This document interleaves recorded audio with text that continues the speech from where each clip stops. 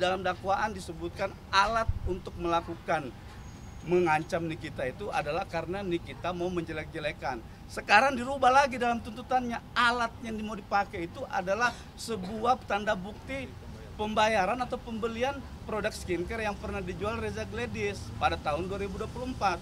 Nah, bagaimana membuktikan ini kalau sebuah tindak pidana dakwaan dengan tuntutan berbeda, dengan fakta berbeda? Reza Gladys di persidangan dia tegas nganggo ini. Saya tidak masalah soal produk saya, ya kan? Saya masalah karena saya dibilang adalah begeng, abu-abu dan lain sebagainya. Begitu ya teman-teman media semua ingat pada waktu itu. Lah sekarang kalau itu dibalik lagi diputar ke soal produk, ini bagaimana mempertanggungjawabkan pengakuannya Reza? Reza berarti ngasih keterangan palsu dong di pengadilan. Kan begitu logikanya. Dia sendiri yang ngomong, nggak ada begitu pun dengan saksi dia lain. Nah sekarang kita mau ke soal pembuktian, buktinya apa? Ya buktinya soal produk. Tapi si Rezanya mengakui bukan masalah produk. Nah, nanti biarlah teman-teman semua melihat ya, praktisi hukum di luar juga akan paham gitu loh. Kenapa sih dakwaannya begini, pengakuan begini, tuntutan begini? Ah ini ada kontradiktif semua gitu. Pembuktiannya mana gitu? Terakhir apa yang disiapkan mungkin untuk banyak, kita siapkan pledoi semua.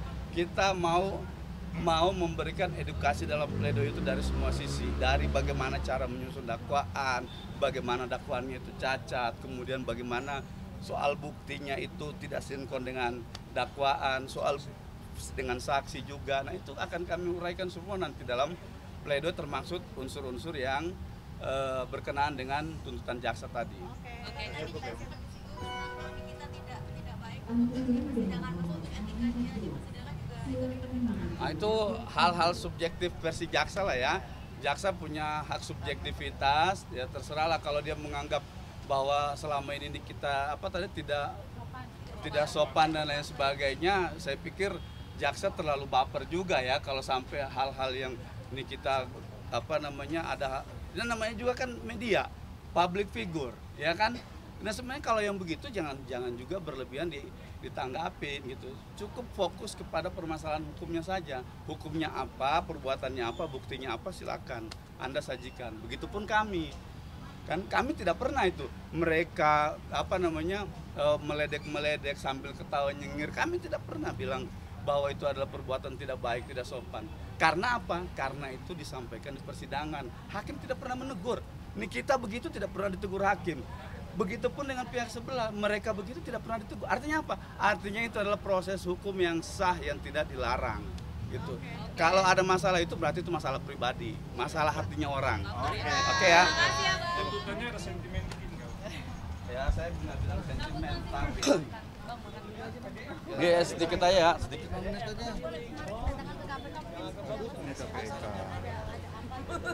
Hah? Ya udah, ini soal KPK ya. Soal KPK ya, Nikita itu kan pernah menyampaikan bahwa dia mendapat surat ya. Nah, setelah kita lihat suratnya, surat itu adalah isinya perihal terkait dengan pemberitahuan atau informasi terkait dengan perkembangan. Pernah yang dia kan Nikita dulu di sekitar bulan Juli awal-awal Agustus itu kan pernah membuat pengaduan ke KPK terkait soal adanya dugaan tindak pidana korupsi berupa suap atau gratifikasi. Nah, itu yang kemudian ditindaklanjuti oleh Nikita ya. Ditindaklanjuti oleh KPK. KPK menyampaikan bahwa terkait dengan laporan ini diharapkan kepada Nikita untuk melengkapi dokumen-dokumen pendukung terkait laporan tersebut. Nah, maka kita datanglah kemarin ke KPK, bertemu sama pihak KPK, menyerahkan dokumen, menyerahkan bukti, menyerahkan dokumen bukti-bukti lain. Nah, di situ kami akan siapkan kalau ada dokumen lain yang dibutuhkan akan kami serahkan lagi kepada KPK, begitu. Oh bukan, itu bukan panggilan untuk dipanggil sebagai saksi, belum. Nikita memaknai mendapat surat itu dia dipanggil untuk melengkapi dokumen. Nah, dia dipanggil untuk melengkapi dokumen, kan kita tahu posisi ini kita lagi dalam tahanan hari ini.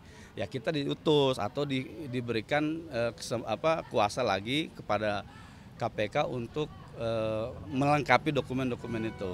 Gitu. Nggak ada ini soal nanti bagaimana hasilnya, seperti apa perkembangannya nanti silakan tanya ke KPK.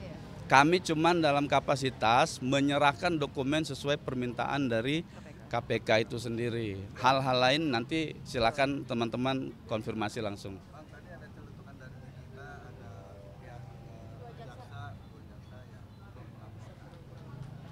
Oh nggak tahu saya. Nggak tahu gitu. Kalau soal nggak tahu itu yang Tadi kita Iya, oh kan? nggak tahu itu kalau Kami soal fokus dengan dua itu tidak melapor. melaporkan harta kekayaan. Oh nggak tahu lah saya itu. Saya nggak tahu itu, belum pernah dengar, barusan tadi ya disampaikan ya. Nggak tahu sih itu soal itu. Hasil tuntutan 11 tahun denda 2 miliar seperti apa, Bang? Terlalu berlebihan. Tuntutannya saya simpulkan ini ya. Tuntutannya terlalu berlebihan, tidak lagi berdasarkan fakta ya. Tidak lagi menggunakan fakta hukum yang terungkap dalam persidangan. Sebenarnya gini, banyak fakta yang dihilangkan dalam surat tuntutan itu ya. Salah satu fakta itu adalah apa ya? Faktanya berkaitan dengan adanya proses hukum terkait dengan permintaan tolong Reza Gledis pertama. Itu clear, tidak disebutkan. Jaksa dalam surat tuntutannya tidak menguraikan bagaimana hubungan antara Mail dan Nikita ini terjadi, tidak diuraikan. Ini kan peristiwa hukum putus. Putus kan berarti Nikita tidak kenal sama Reza, ya. Nikita tidak pernah berkomunikasi sama Reza. Bertemu pun tidak, kecuali katanya dulu pernah di tahun berapa gitu, ya. Tapi kita bicara dalam konteks kasus ini ya. Tidak pernah. Lah pertanyaan seriusnya bagaimana hubungan hukum itu terbangun sehingga adalah percakapan dan lain sebagainya. Ini tidak disampaikan oleh jaksa dalam tuntutannya. Dia tidak menyampaikan bagaimana proses Reza berupaya mencari tahu keberadaan Nikita, berupaya mencari tahu bagaimana supaya saya bisa ketemu Nikita. Jaksa tidak menguraikan itu dalam tuntutannya. Nah, maka menjadi tidak logis kalau tiba-tiba fakta itu tidak diungkapkan dalam persidangan, terus tiba-tiba ada percakapan. Ini kan harus mundur dulu, tarik mundur. Fair lah, begitulah maksud saya. Fair bahwa Reza itu pernah meminta tolong kepada Nikita Mirzani melalui Oki dan Mail. Nah, ini yang tidak diuraikan. Nah, sehingga bagaimana kemudian semua proses ini sampai ke ending kalau awalnya nggak ada gitu. Nah ini sumbernya adalah dia minta tolong ya. Kita berkali-kali di persidangan saya membahas soal percakapan. Malam Mail, baiknya aku bagaimana, aku mau baik-baik saja. Itu kan semua proses apa? Proses meminta bantuan ya. Seperti yang sudah disampaikan kemarin ahli bahasa, baiknya aku bagaimana itu secara linguistik bahasa ya. Punya makna apa? Ahli bilang kalau seperti itu berarti dia itu punya masalah yang tidak bisa lagi diselesaikan oleh Reza Gledis sehingga dia itu harus meminta bantuan. Kepada siapa dia meminta bantuan? Kepada orang yang bisa memberikan solusi. Mintalah dia bantuan kepada Oki, kepada Mail. Nah itu hari ini dituntutan tidak diuraikan oleh jaksa penuntut umum. Bang Usman, tadi juga ketika pembacaan tuntutan disinggung perilaku selama di persidangan. Gimana? Ya tadi soal itu saya kan sudah sampaikan. Perilaku itu disampaikan oleh dalam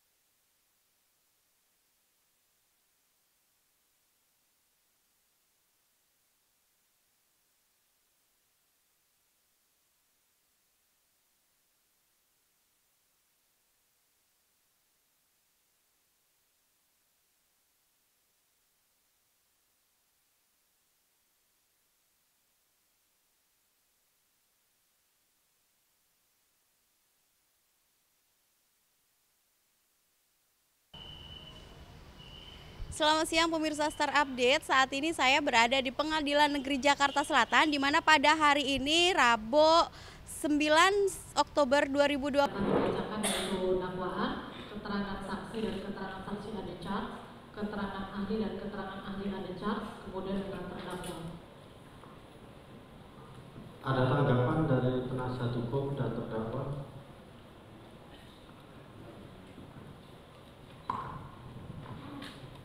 Tidak ada yang mulia. Jadi karena penasihat hukum tidak keberatan, terdakwa bagaimana? Tidak ya. Jadi karena pada intinya kan nanti hard copy-nya disampaikan seluruh wilayah, dan untuk apa yang disampaikan nanti bisa dibaca, dipelajari lengkapnya ya, untuk kepentingan pembelaan dan nanti putusan juga. Silakan dari penuntut umum untuk mulai dibacakan. Siap, terima kasih yang mulia. Terima kasih yang mulia, mohon izin.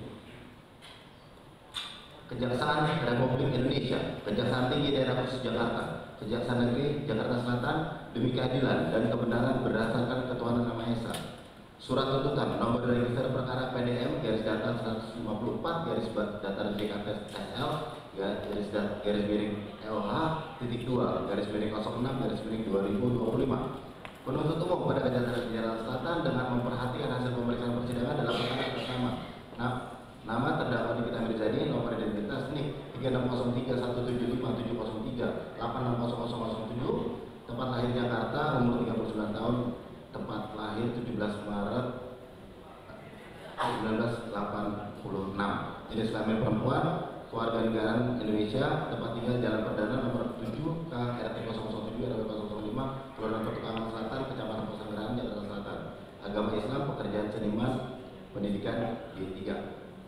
Adapun berdasarkan surat penetapan hakim Ketua Pengadilan Negeri Jakarta Selatan nomor 362 garis miring P.sus garis miring 2025 PN Jakarta SL tanggal 17 Juni 2025 dan surat penyimpanan perkara acara pemeriksaan biasa nomor B strip 4687 garis miring APB garis miring sel garis miring LH titik 2 garis miring 06 garis miring 2025 tanggal 11 Juni 2025 terdakwa dihadapkan ke persidangan dengan dakwaan sebagai berikut. Pertama ke 1, perbuatan terdakwa sebagaimana diatur dan diancam pidana dalam pasal 45 ayat 10 huruf A junto pasal 27 B ayat 2 Undang-Undang Republik Indonesia nomor 9 tahun 2008 tentang informasi dan transaksi elektronik sebagaimana telah diubah terakhir dengan Undang-Undang Republik Indonesia nomor 1 tahun 2024 tentang perubahan kedua atas Undang-Undang Republik Indonesia nomor 11 tahun 2008 tentang informasi dan transaksi elektronik junto pasal 55 ayat 1 ke 1 Kitab Undang-Undang Hukum Pidana. Atau kedua, perbuatan terdakwa sebagaimana diatur dan diancam pidana dalam pasal 369 ayat 1 Kitab Undang-Undang Hukum Pidana junto pasal 55 ayat 1 ke 1 Kitab Undang-Undang Hukum Pidana. Dan kedua, perbuatan terdakwa diatur dan diancam pidana dalam pasal 3 Undang-Undang Republik Indonesia nomor 8 tahun 2010 tentang pencegahan dan pemberantasan tindak pidana pencucian uang junto pasal 55 ayat 1 ke 1 Kitab Undang-Undang Hukum Pidana. 1. Fakta-fakta yang terungkap dalam pemeriksaan di persidangan secara berturut-turut berupa keterangan saksi, keterangan ahli, surat petunjuk, keterangan terdakwa dan alat bukti elektronik serta diperkuat dengan keberadaan barang bukti sebagai berikut. A. Keterangan saksi. Adapun dalam persidangan telah didengar keterangan saksi yang pertama adalah keterangan saksi atas nama saksi Reza Garis Batiana Sari. Saksi kedua saksi RD atau Mufid. Saksi ketiga saksi Silvia Novitasari. Saksi keempat saksi Freddy Chandra Agusman. Saksi kelima saksi Oki Pratama. Saksi keenam saksi Rahmania Putria. Saksi ketujuh saksi RB Enestro Arya. Saksi ke-8 saksi Samira. Saksi ke-9 saksi Bambang Sumarto. Saksi 10 saksi Andi Sumiati. Saksi 11 saksi Ilham Putra Susanto. Saksi ke-12 saksi Diki Andika. Ke-13 saksi Ismail Marzuki. Ke-14 saksi Ainul Fitria. Saksi ke-15 saksi Melvina Husati, yang mana seluruh keterangannya sebagaimana terlampir dalam surat tuntutan Adapun saksi yang meringankan, satu saksi Yosi Puspitasari, kedua saksi Fitria Yuniawati, ketiga saksi Anti Kurowitayun, keempat saksi Sumarni.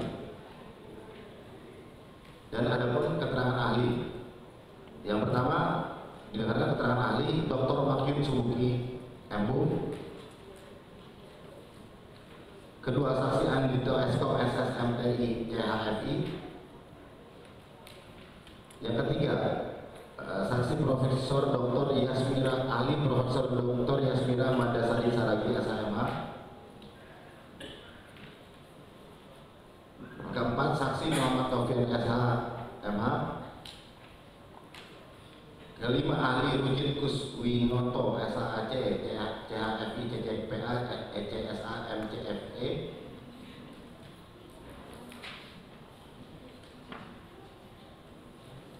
selanjutnya juga didengarkan ahli yang dihadirkan oleh penasihat hukum terdakwa. Yang pertama adalah ahli Dr. Franz Asisi Datang SSMU, yang kedua ahli Profesor Dr. Suparji SHMH, yang ketiga ahli Dr. Subandi SHMH, keempat ahli Dr. Andi Widiatno Umerson SHSKOM MH, kelima ahli Dr. Beni Harmoni Arefa, yang mana seluruh keterangan ahli ini sebagaimana terdapat dalam surat tuntutan ini.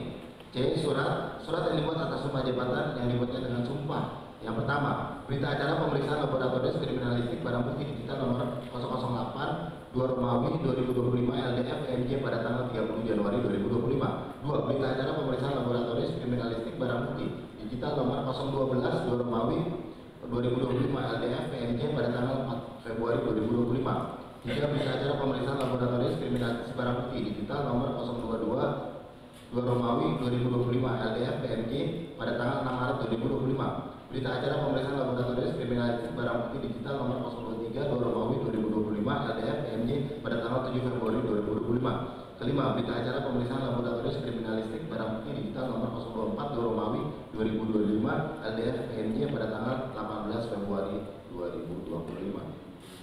Petunjuk bahwa pengaturan mengenai petunjuk terdapat dalam pasal 188 KUHP. Petunjuk adalah perbuatan, kejadian atau keadaan yang karena persesuaiannya baik antara satu dengan yang lainnya maupun dengan tindak pidana itu sendiri menandakan bahwa telah terjadi suatu tindak pidana dan siapa pelakunya. Petunjuk tersebut diperoleh dari keterangan saksi, surat, dan keterangan terdakwa. Penilaian atas kekuatan pembuktian dari suatu petunjuk dalam setiap keadaan tertentu dilakukan oleh hakim dengan arif lagi bijaksana. Setelah ia mengadakan pemeriksaan dengan penuh kecermatan dan kesaksamaan berdasarkan hati nuraninya. 2. Bahwa dalam perkara ini terdapat petunjuk terdakwa Nikita Mirzani bersama-sama dengan saksi Ismail Marzuki melakukan perbuatan dengan uraian sebagai berikut. 1. Berawal pada tanggal 14 Oktober 2024, saksi Reza Garis seperti Anasari melihat video TikTok berisikan postingan potongan video live dari akun TikTok milik terdakwa Nikita Mirzani dengan nama akun @niki_huru-hara yang narasinya mengingatkan saksi Reza Garis seperti Anasari serta produk kecantikan Glavisia milik saksi Reza Garis seperti Anasari, serta mengajak para penonton live TikToknya untuk tidak membeli produk Glavisia, sehingga atas perkataan tersebut yang kemudian membuat saksi Reza Garis seperti Anasari merasa kredibilitasnya terancam sebagai dokter kecantikan. 2. Bahwa pada tanggal 15 Oktober 2024 terdakwa Nikita Mirzani mengirimkan pesan WhatsApp kepada saksi Oki Pratama yang mengatakan, mana sih aibnya si Reza Ceking, sehingga sejak saat itu terdakwa Nikita Mirzani bersama dengan saksi Oki Pratama sepakat untuk menyerang produk dan pribadi saksi Reza Garis seperti Ansari. Maka selanjutnya terdakwa Nikita Mirzani secara terus-menerus menyerang saksi Reza Garis seperti Ansari melalui akun TikToknya. 3. Bahwa pada tanggal 27 Oktober 2024 sekira pukul 18.07 WIB, saksi Oki Pratama melakukan conference call bertiga dengan terdakwa Nikita Mirzani dan saksi Ismail Marzuki selama 7 menit dan 40 detik, di mana pada saat itu antara terdakwa Nikita Mirzani dan saksi Oki Pratama dan saksi Ismail Marzuki sepakat agar terdakwa Nikita Mirzani melalui saksi Ismail Marzuki mendapatkan uang dari saksi Reza Garis seperti Anasari. Bahwa pada tanggal 14 November 2024 atas kesepakatan antara terdakwa Nikita Mirzani, saksi Ismail Marzuki dan saksi Oki Pratama, terdakwa Nikita Mirzani dan saksi Oki Pratama menyuruh saksi Ismail Marzuki untuk berkomunikasi dengan saksi Reza Garis seperti Anasari, dan pada saat yang bersamaan saksi Oki Pratama menindaklanjuti arahan dari terdakwa Nikita Mirzani dengan cara memerintahkan saksi Reza Garis seperti Anasari untuk berkomunikasi dengan saksi Ismail Marzuki. Adapun di saat saksi Ismail Marzuki berkomunikasi dengan saksi Reza Garis seperti Anasari, saksi Ismail Marzuki meminta uang sebesar 5 miliar rupiah kepada saksi Reza Garis seperti Anasari agar terdakwa Nikita Mirzani tidak lagi speak up, yang kemudian disambungi oleh saksi Reza Garis seperti Anasari sejumlah 4 miliar rupiah. Kelima, bahwa speak up yang dimaksud adalah terdakwa Nikita Mirzani akan mereview produk Glowing Booster Cell milik saksi Reza Gladys Pretianasari dengan narasi produk tersebut tidak boleh dijual secara bebas. Padahal pada saat itu saksi Reza Gladys Pretianasari sudah tidak menjual Glowing Booster Cell sekaligus dengan produknya dan juga akan menghina secara fisik serta menjadikan pribadi dari saksi Reza Gladys Pretianasari sebagai dokter kecantikan. Selanjutnya secara terpaksa saksi Reza Gladys Pretianasari mentransfer uang sebesar 2 miliar rupiah ke rekening BCA nomor rekening 49707880099 atas nama Budi Rama Wisesa PT atas arahan dari terdakwa Nikita Mirzani melalui saksi Ismail Marzuki. Dan pada tanggal 15 November 2024 saksi Reza Gladys Pretianasari menyerahkan sisa uang sejumlah 2 miliar rupiah secara tunai kepada saksi Ismail Marzuki di Waki One Bell Park Mall yang beralamat di Jalan RS Fatmawati Raya nomor 1 RT 01 RW 1 Gunung Labu Kecamatan Cilandak Kota Jakarta Selatan yang langsung diantarkan ke rumah terdakwa Nikita Mirzani. Adapun dalam surat tuntutan ini, adapun dalam fakta persidangan telah didengarkan keterangan terdakwa, yaitu keterangan terdakwa Nikita Mirzani sebagaimana terlampir dalam surat tuntutan. Lanjutkan ini.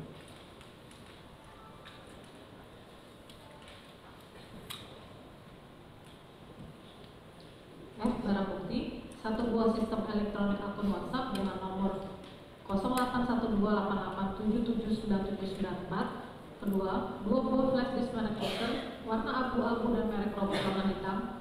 3. Satu bendel printout tangkapan layar percakapan WhatsApp yang disita dari Reza Gladys Pretianasari. 4. Satu lembar printout bukti transfer yang disita dari Reza Gladys Pretianasari. Kelima, satu lembar printout bukti transaksi yang disita dari Reza Gladys Pretianasari.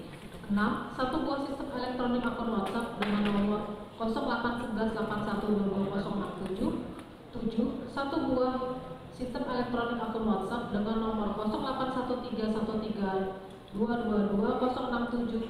8. Satu unit flash disk merek ScanDisk kapasitas 8 GB warna hitam merah yang di dalamnya berisi 4 file yang merupakan hasil backup dari NVR merek Hikvision model DS7616 warna abu-abu hitam.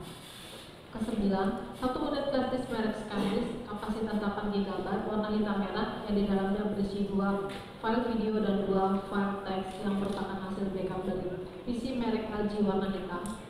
10. Satu lembar salinan kwitansi pembayaran yang disita dari Ainul Fitri.